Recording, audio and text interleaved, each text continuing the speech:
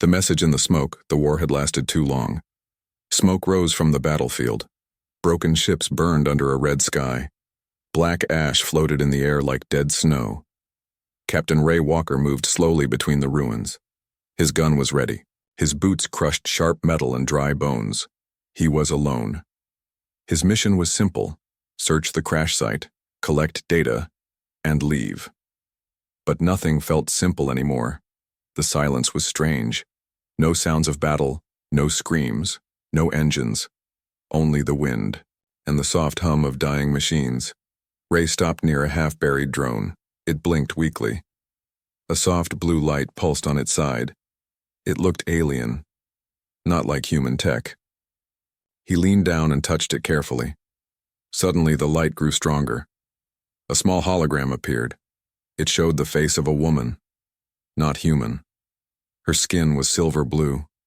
Her eyes were dark and sad. She was beautiful in a strange alien way. Her voice played soft and shaking.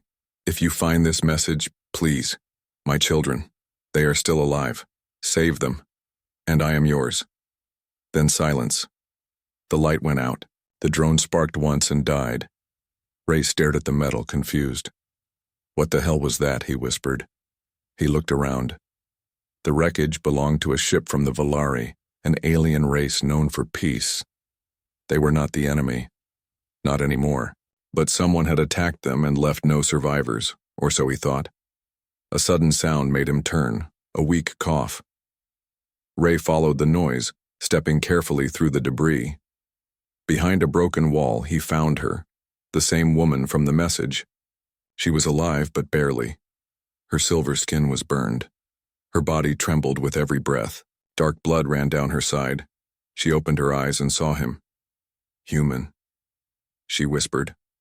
Her voice was soft, almost a sigh. Are you here to help me? Or finish me? Ray lowered his weapon. I'm not here to hurt you. She smiled faintly. Then I will ask you again. Will you save my children? Where are they? Ray asked. Hidden, she said. Nearby. I sent them away when the attack started. I do not know if they are safe. But I feel them. They are alive. Ray hesitated. This was not part of his mission, but something in her voice, something in her eyes felt real, human. Why me? He asked. Why trust a human? Because I have no one else, she said. And I've heard stories. They say humans protect their own. They say you never leave your young behind. She coughed again. Help them, and I swear I will give you everything. My knowledge, my loyalty, even myself if you wish. Ray blinked. He didn't know what to say. A loud beeping sound came from his wrist device. Motion detected. 3 life forms closing fast. We've got company, he said. The alien woman's eyes widened. They found us. Who? Ray asked. Hunters. They kill survivors. They want my children because of what they carry. Special. Genes. Ancient power. I can't let them fall into the wrong hands. Ray made a quick decision. Can you walk? No, she said. Leave me. Find them. Not a chance, Ray said. He grabbed a nearby hoverboard, carefully lifted her onto it and began moving. As they slid through the smoke and ruins, the sounds of engines roared behind them. Ray looked up. 3 small hunter ships were flying in low. Damn it, he muttered. We're out of time. He checked his scanner. A weak signal blinked to the east. It was small, like a child's emergency tag. I think I found one, he said. Go, the woman whispered. Please. He increased speed. Lasers blasted. The ground around them. Dust exploded into the air. Ray swerved hard, trying to stay ahead. He could see the edge of the crash site now, just a little more. Then he saw a shadow. A small figure hiding under metal sheets. A child. Silver blue like the woman. Eyes wide with fear. Hold on, Ray said, stopping the hoverboard. He ran to the child, scooped him up, and rushed back. He placed the child next to the woman. She smiled through her pain. My son, she said, tears in her voice. You're safe. But the child looked around. Where is Lyra? He asked. Ray froze. There's another one? My daughter, the woman said. She was with him. They were hiding together. The boy shook his head. She ran when they came. They took her. Ray's heart sank. The hunter ships circled above. One of them stopped, scanning the ground. They were locking on. We need to move, he said. Now. The woman reached out, touching his arm. Will you still help me? She asked. Ray looked into her eyes. Behind him, lasers charged. Ahead of him, more danger waited. But he nodded. Yes, he said. I'll get your daughter back, I promise. The woman closed her eyes. Then I am yours. The smoke rose higher. The hunters moved in, and the real mission had just begun. The hunter ships are near. The air burned. Captain Ray Walker ran through the smoke, pushing the hoverboard forward. Behind him, 3 hunter ships flew low, scanning the crash site, with red lights. They moved like birds of prey, fast, sharp, and deadly. On the hoverboard lay the alien widow, barely alive. Beside her sat her young son, eyes wide with fear, holding her weak hand. Keep your head down, Ray said. His voice was calm, but his heart beat like a drum in his chest. They raced through broken metal and black sand. The sky above glowed, orange. One wrong move and they would be ash.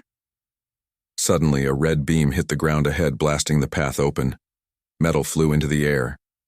Ray swerved the board hard to the left, nearly crashing into a wall of debris.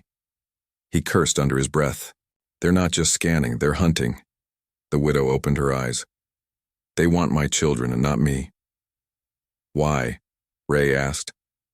Because they are not normal, she whispered. They are born with a gift. Something ancient. Something hidden in our bloodline. What kind of gift, he asked. I don't know, she said, only that it wakes when they are afraid, and it's why the collectors came. Ray remembered the little boy's eyes glowing faintly when the hunters appeared. Was that the gift she meant? No time to ask. His scanner beeped. A cave system lay, 300 meters ahead, an old mining tunnel. He turned sharply toward it. Hold on, he shouted. They entered the tunnel just as another beam lit up the sky behind them. The entrance exploded, collapsing in dust and fire. Inside it was dark and quiet for now. Ray slowed down. The hoverboard lights glowed blue, lighting the narrow path ahead. The boy shivered. The widow was slipping in and out of consciousness. We're safe. For a few minutes, Ray whispered. You shouldn't have saved me, the widow murmured. They will hunt you now, like they hunt us. Ray looked at her. You made a deal. I don't break deals. She smiled weakly. Human honor. Strange, but beautiful. The boy looked up at Ray. My sister, Lyra. They took her. I know, Ray said. I'm going to get her back.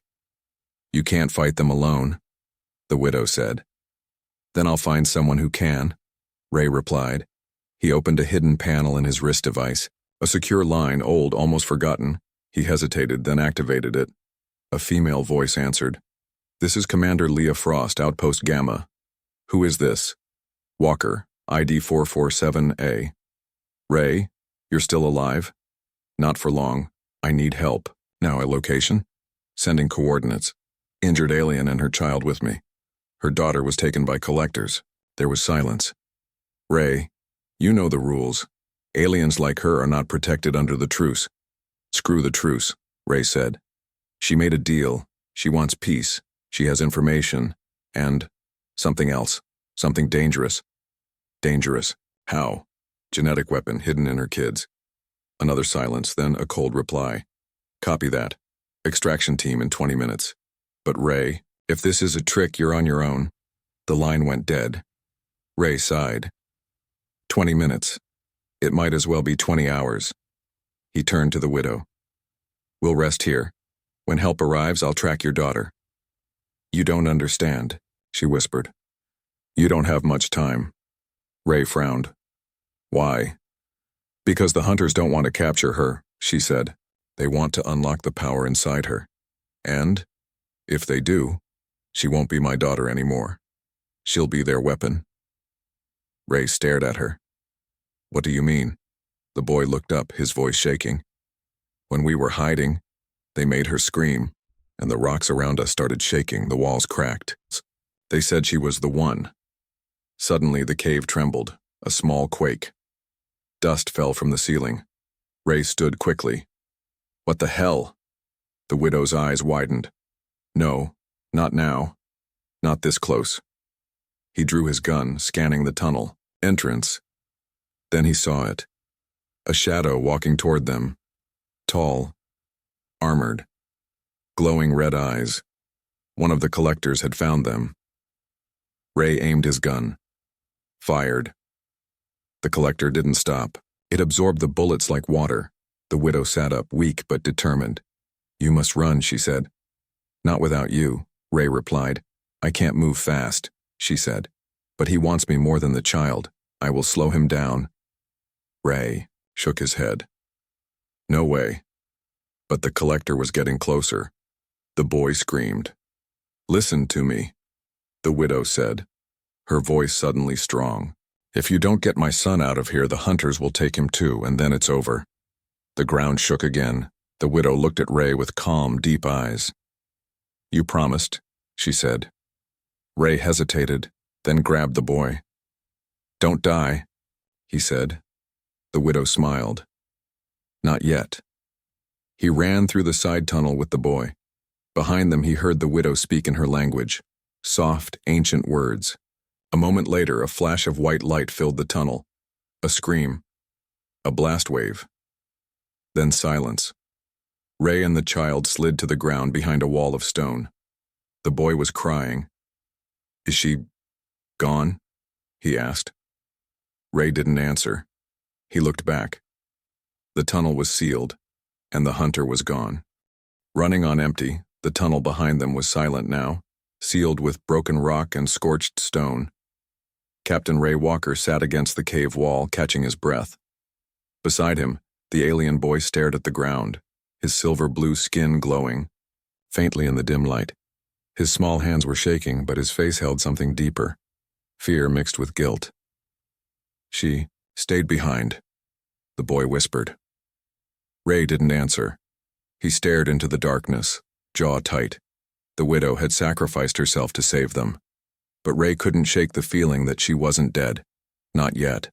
The power she used, the flash of white light.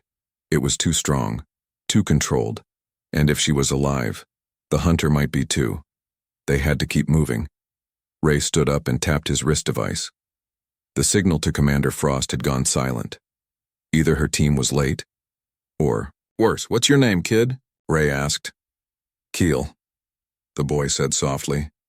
Keel, Ray repeated. We're getting out of here, and we're going to find your sister. Keel looked up. But we don't even know where they took her. Ray looked at the faint map on his device. Only one direction showed signs of power, a small outpost on a dead planet's surface 2 miles away. The signal was faint but steady. He had no proof, but his instincts told him. She was there. I have an idea, Ray said. But we're going to need to run. Fast. I'm scared, Keel said. Good, Ray replied. Fear means you're alive. Now stay close. They climbed out of the tunnel and into the open world again. The sky above had darkened to violet. The twin moons were rising. The land was silent. No birds, no wind, just the quiet hum of danger. The hoverboard was damaged. Sparks flew from its left panel. They had only minutes of power left. Ray helped Keel onto it and started pushing. Come on, he muttered. Just a little more. But after only half a mile, the board died. The lights flickered and faded. The board stopped with a soft wheeze, like a dying breath. No, no, no, Ray said, kicking the side. Don't do this to me now. Keel looked up. We're not going to make it, are we? Ray didn't answer. He scanned the land. A field of sharp stone stretched out ahead. Somewhere beyond it, a faint blinking light, maybe a signal tower, maybe a trap. But it was their only chance. Get on my back, Ray said. But no arguments. Keel climbed onto Ray's back, holding tight. Ray adjusted his gear and started walking. The stones cut his boots. His legs ached. His lungs burned. But he didn't stop. Every few minutes he looked up, watching for ships, drones, anything. The silence felt wrong. Too quiet. Like something was watching, and something was. They reached a narrow canyon. Shadows moved on the walls, quick, silent. Ray froze. Don't move, he whispered to Keel. A soft clicking sound echoed through the canyon. Ray raised his gun. From the shadows, a shape stepped forward. Tall, armored, human, but not just any human. Ray? The man said. Well, I'll be damned. Ray's eyes narrowed. Brent. Commander Brent Ward. An old squad mate, long thought dead, now standing in the middle of an alien war zone, fully armed and smiling. What the hell are you doing here? Ray asked. Tracking the same signal you are, Brent replied. Heard rumors. Alien kids with special blood, collectors everywhere. Sounded like fun. Ray didn't lower his gun. You working for Frost? Brent laughed. Frost? Nah. She plays by the rules. I don't.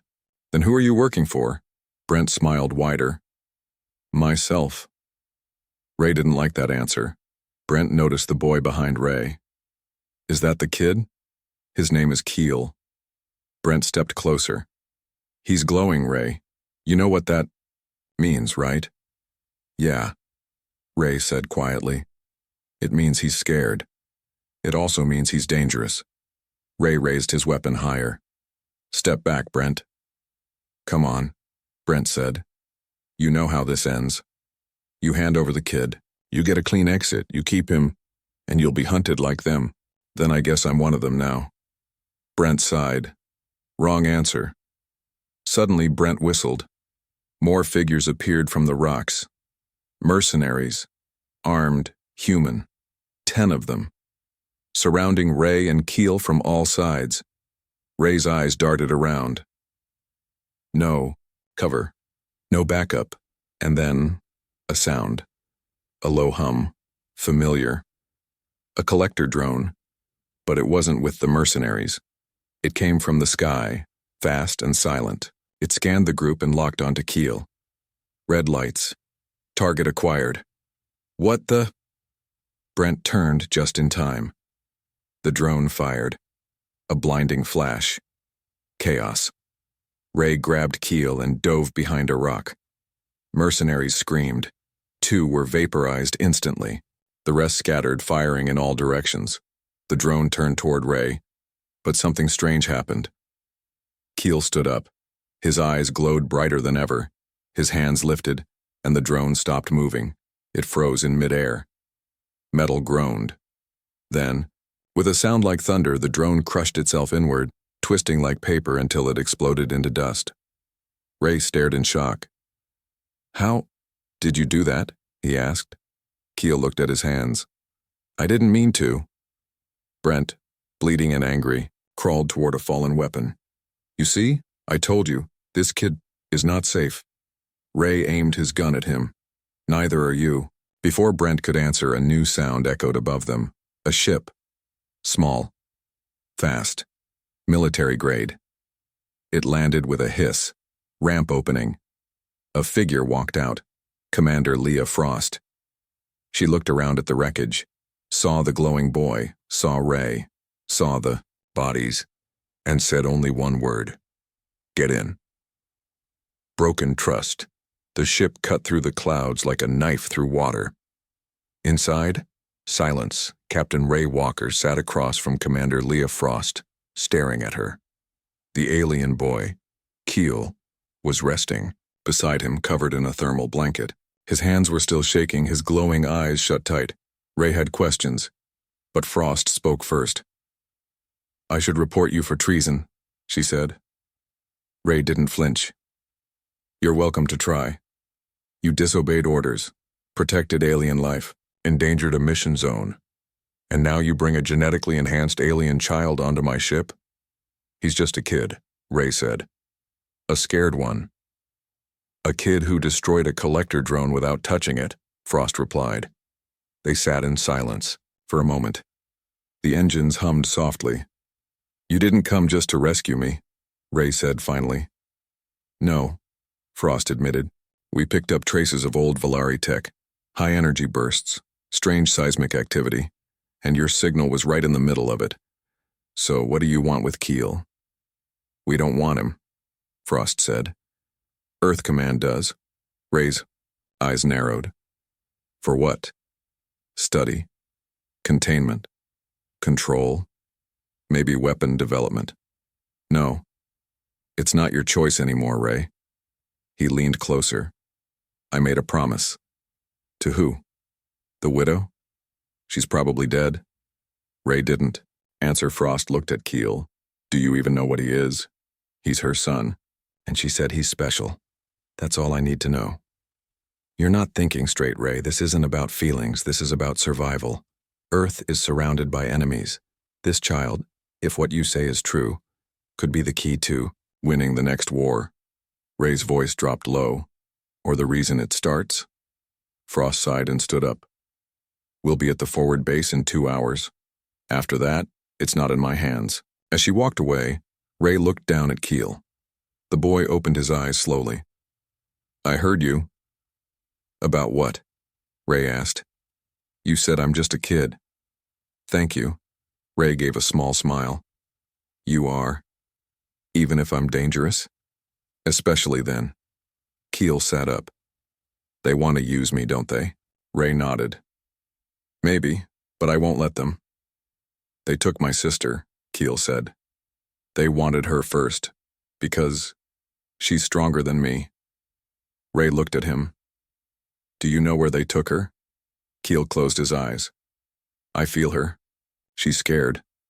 And angry. Angry? She doesn't trust anyone anymore. Ray paused. Something about that chilled him. He stood up and went to the ship's command deck. Frost was watching the radar. Small signals blinked on a screen. We've got incoming, she said. 3 ships, fast. Hunters? Ray asked. No. Mercenaries. Probably Brent's backup. They're tracking us. You said we had 2 hours. They're cutting that in half. Suddenly, the ship shook. Explosions echoed through the hull. Shields down to 60%, the pilot shouted. Frost turned to Ray. Get that kid in the pod bay. Now. Ray ran back, grabbed Keel, and sprinted to the lower deck. But what he saw there stopped him cold. A glass containment pod. Empty. Waiting, Ray looked at Frost as she entered behind him. You lied, he said. Standard safety measure, she replied, just until command reviews the case. This is a prison. It's a shielded chamber. He'll be safe. He won't trust you after this. I don't care. Keel looked at Ray, confused. What's happening? Ray didn't know what to say, but before he could decide, the ship shook again, harder this time. Then the alarms changed. Not an attack, a breach. Someone, or something, was already inside the ship. Frost drew her weapon. Stay here. Ray didn't listen. He followed. They moved through the upper hallway, lights flickering. A body lay on the floor, a crew member. Throat burned, eyes open in terror. Ray stepped over him slowly. This wasn't mercenaries. No, Frost agreed. This is something else. A sharp sound echoed from the back of the ship. Ray and Frost aimed their weapons. And then, a voice. Soft. Familiar. You promised. Ray froze. He stepped forward. Through the smoke stood the widow. Alive. Barely. Burned, eyes glowing faintly. Her voice calm. Steady. You left me, she said. You told me to, Ray replied. But I came back. Because he called me. She looked past Ray, at Keel. The boy ran forward and hugged her. She smiled gently. Frost didn't lower her weapon. How did you get on this ship?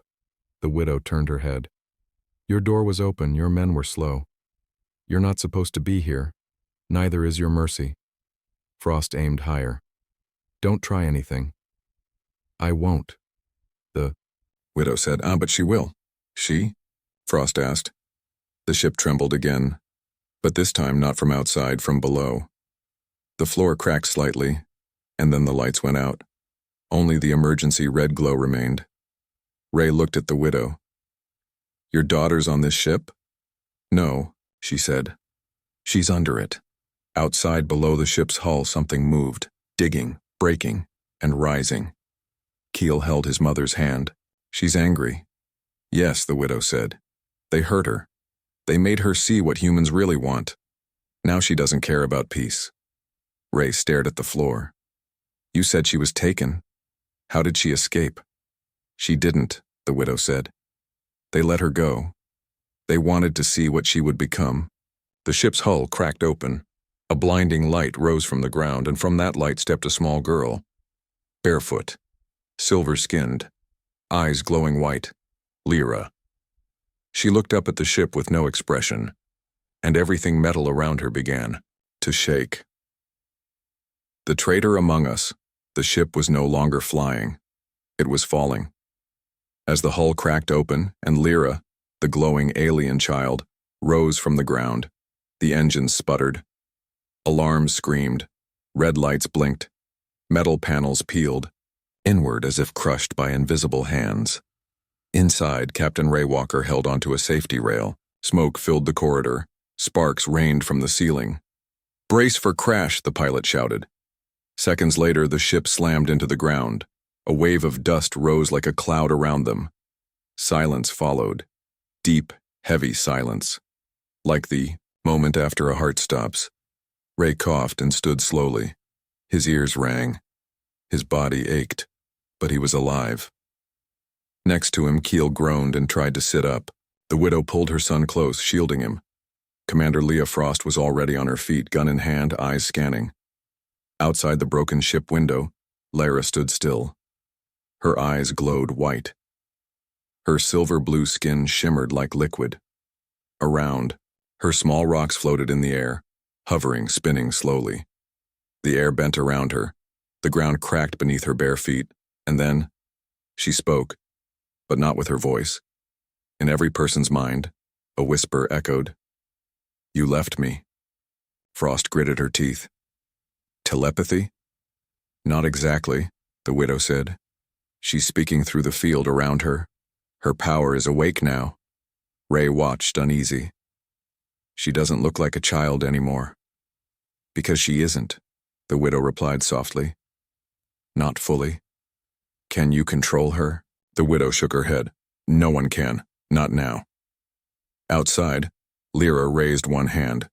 The ship creaked. The back half twisted with a screech, tearing from its frame. Metal screamed like it was alive. We need to get out of here, Ray said.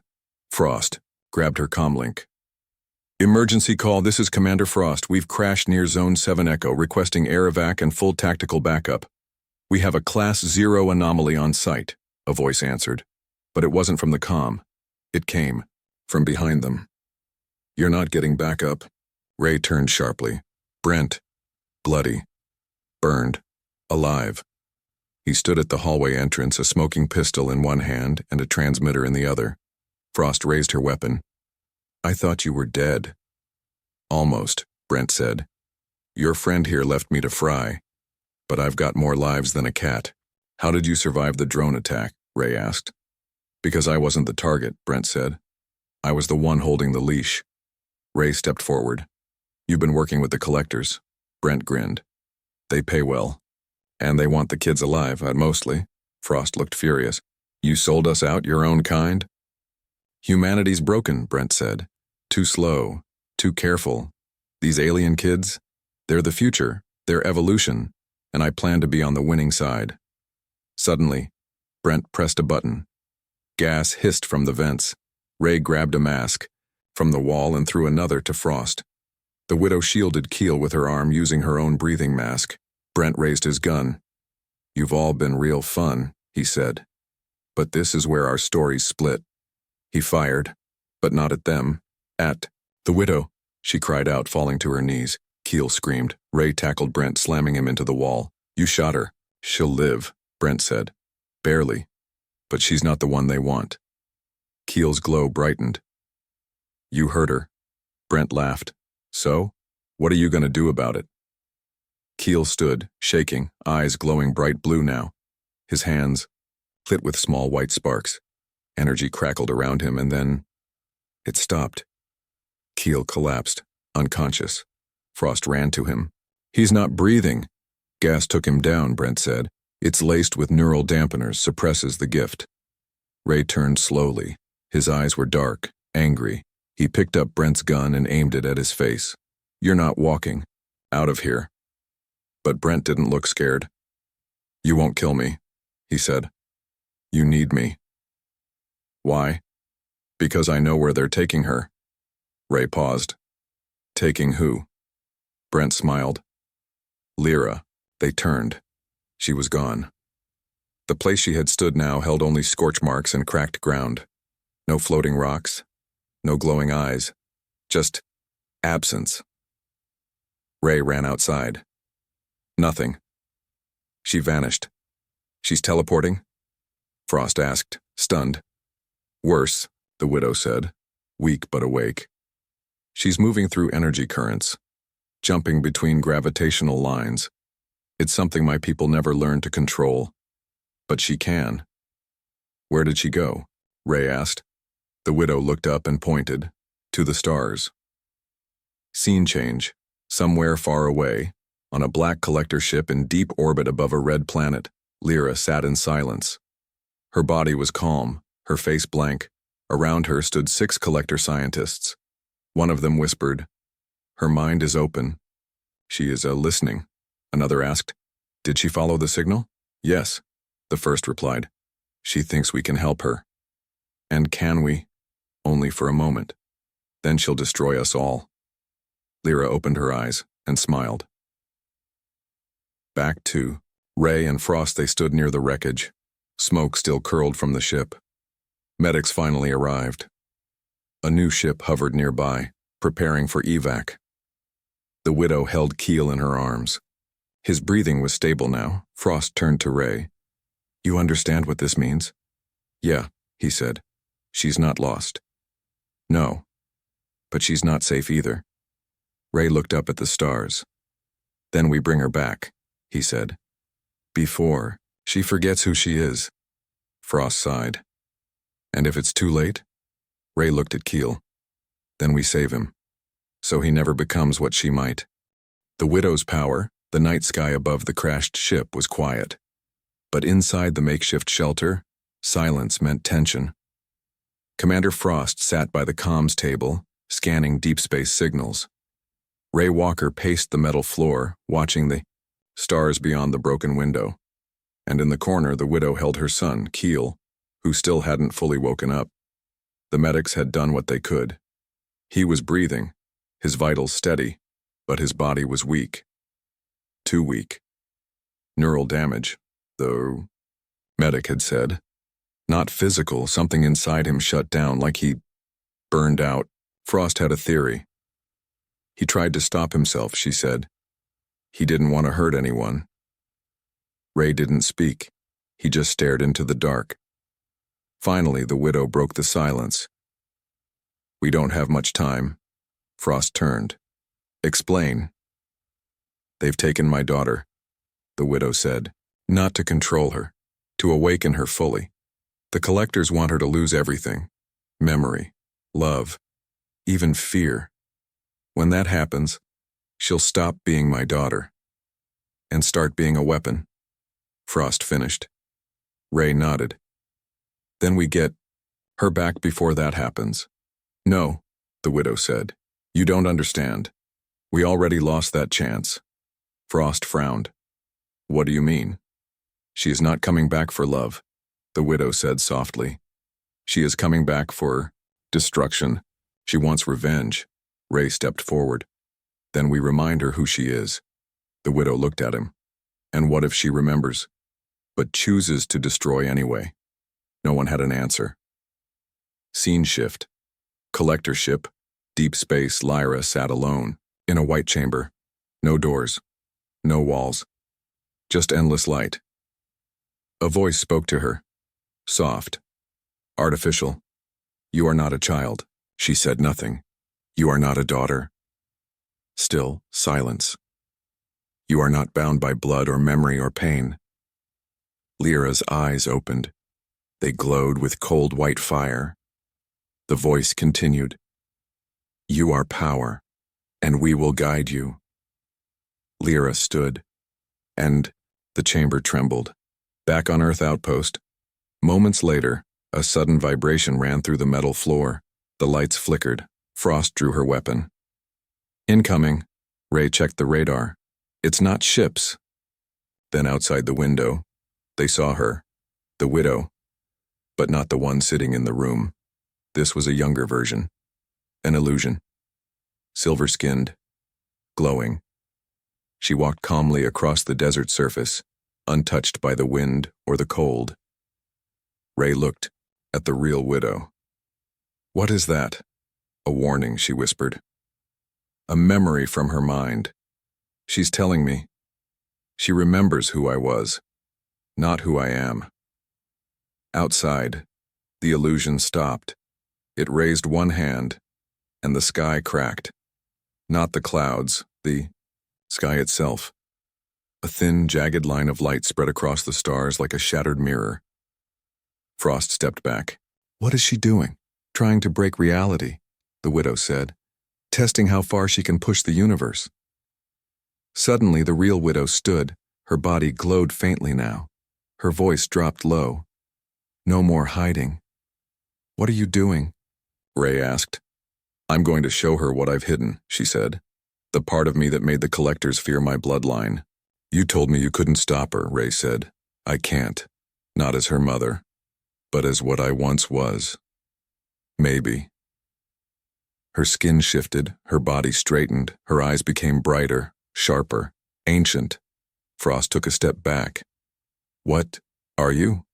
The widow looked at her, and for a moment her voice echoed with layered tones.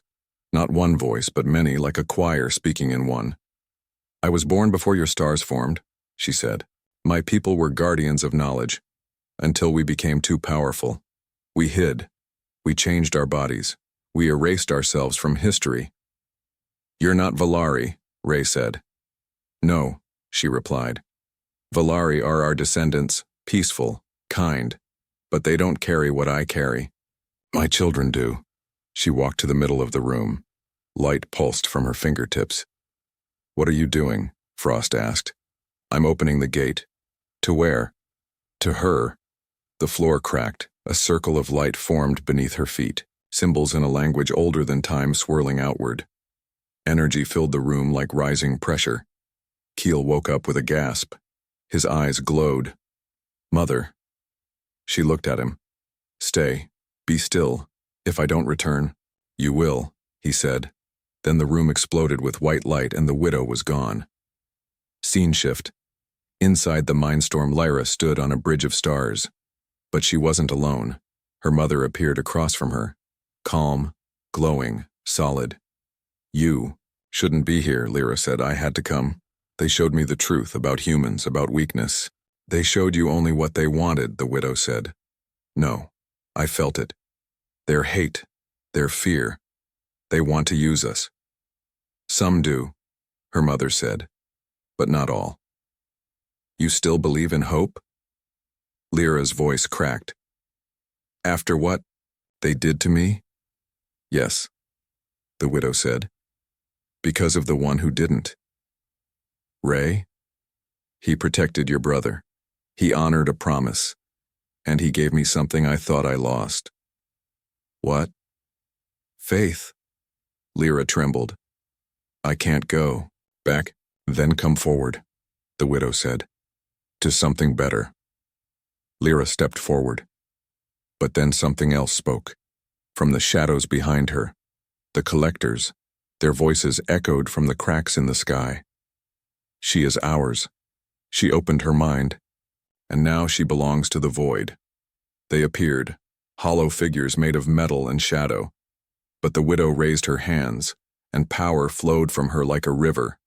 Stars bent, the bridge shattered, the collectors screamed and dissolved into dust. She held out her hand to Lyra. "You are still my daughter." For a long moment, nothing, and then Lyra took her hand. Back on Earth, the light above the base exploded. A shock wave blasted across the land. When the light faded, they were both back. The widow stood, shaking, but Lyra stood beside her, eyes normal, body still. Frost lowered her gun. Ray stepped forward. "You brought her back." The widow nodded. "Not fully, but enough." Lyra looked at them. "I'm sorry," she whispered. Ray smiled faintly. "Then you're still human where it counts." But before anyone could relax, an alert sounded. Earth fleet, under attack. Multiple signals, collector ships, heading straight for Earth. Deal complete. The sky above Earth was on fire. Collector ships, dark, sharp, and fast, rained down from orbit. Defense towers lit up the sky with blue and gold beams, but it wasn't enough. Enemy pods slipped through, crashing into cities and strongholds. On the ground, soldiers ran. Alarms screamed. The human race had always prepared for war, but not like this, not against their own future. Underground Command. Earth Base Omega Captain Ray Walker stood before the strategy table. Maps, drones, and live feeds showed chaos across the planet. Beside him stood Commander Leah Frost, her jaw tight. Across from them, the widow, her son Keel, and her daughter Lyra. The room buzzed with fear. Scientists, generals, and leaders watched from behind glass walls. Frost looked at Ray. "They've disabled 3 defense grids. Another hour, and they'll breach the capital." "What do they want?" asked one general. Lyra stepped forward. "They want me, or what I could become." Everyone stared. Her voice was calm, but her eyes told a deeper story, one of pain, power, and fire. "They spent years creating weapons," Lyra said. "But now they want something permanent, a living god. That's what they hoped I'd become. A mind without limits, a heart without fear." The widow placed a hand on her daughter's shoulder. "But you're not theirs," she said. "You're ours." A scientist spoke up. "Can she stop them?" "Maybe," Ray said, "but it's not her job alone." "Then whose is it?" Frost asked. Ray looked at the widow. Silence fell. The widow nodded slowly. "Mine." Flashback. The original deal, Ray remembered her words. "Save my children and I'm yours." He thought she meant loyalty. Maybe love. Maybe peace. But now he understood. She meant purpose. She wasn't just asking him to save her family. She was offering her legacy. Now, the final plant, the widow stepped into the center of the room. "The collectors are coming for my children," she said. "But their ships are powered by something older, something stolen from the core of a dead star long ago. I was part of the team that sealed that power away." "You mean the gravity engine?" Ray asked. "Yes," she replied. "And I can unseal it. What does that do? If I reawaken that core, every collector ship within range will collapse into itself. No explosion, no fire, just silence." "You're talking about black hole level energy," a scientist said. "Yes," she answered. "Controlled, barely." "And the cost?" Frost asked. The widow looked at Ray. "Everything. Battle begins." Earth's Orbithuman ships met the collector fleet above the stratosphere. Fighters weaved through laser fire. Huge ships clashed like ancient beasts in the sky. But the collectors had an edge. They could bend the laws of motion. For every ship humans destroyed, 2 more replaced it. Command centers reported damage. Communication lines fell silent. The Earth was being choked. On the ground, Ray's final mission, Ray, Keel, and Lyra boarded a stealth craft. They flew toward the ruins of an old collector lab, hidden deep beneath Earth's crust where the original star core was locked away. The widow had gone ahead alone. She needed time to open the chamber. As Ray's ship landed, the ground cracked. Collector elite stood in their path, taller than the rest, plated in obsidian armor. His voice echoed without a mouth. Return the child. Ray raised his rifle. Over my dead body. Acceptable, the elite charged. Keel suddenly stepped forward. No, Ray shouted. But it was too late. Keel's eyes blazed. His small body floated an inch off the ground. Waves of invisible force burst from him. The elite froze mid-charge. His armor cracked. His body folded inward, screaming in silence. Until it vanished into light. Keel dropped to his knees. Lyra caught him. You're not weak, she whispered. You're like me. Ray helped him up. No, he's better. The core chamber, the widow stood in the center of a giant room. Beneath her feet, a massive sphere of swirling light pulsed. The star core. She turned as the others entered. You came. We said we would, Ray replied. Then this is goodbye. Ray's face hardened. No, it's a trade. What do you mean? You said you made a deal. Now I'm making one. He pulled out a device, a personal transfer chip. I'm staying. You take them. No, she said. Yes, he insisted. You're their mother. They need you. I'm just a soldier. You're more than that. Maybe. But I made a promise. And this is how I keep it. But before he could place the chip, Lyra stopped him. Wait, she said. None of us have to die. How? If I connect with the core, it might listen to me. And if it doesn't, Ray asked, then I die. The widow shook her head. I won't lose. You! You already did, Lyra said gently. But now I'm choosing to come back. Final choice. Sacrifice.